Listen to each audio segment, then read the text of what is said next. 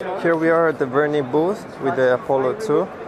The smartphone features a big 5.99-inch display with Full HD plus resolution and an 18:9 aspect ratio, as you can see. The smartphone features really thin bezels, as you can see. It's actually really nice. And also on the top and bottom, they're really tiny. Inside the phone, we find a MediaTek Helio X30 deca-core CPU with 6 GB of RAM and 128 GB of internal storage. And on the back, we have a dual camera setup.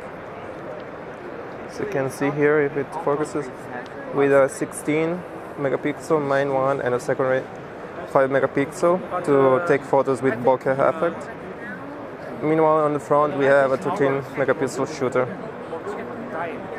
The phone will be packing a massive 5000 mAh battery, and it will feature a quick charge through the USB Type-C port at the bottom. There is also a smart key, just like on the Vernee Active that we reviewed.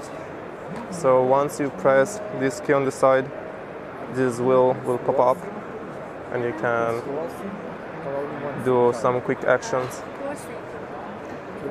Other than this, the smartphone will run Android Oreo 8.1 with the skin from Vernee on top, which is always very light, so it will be really close to stock. Still for OEM? You need a special one or no need?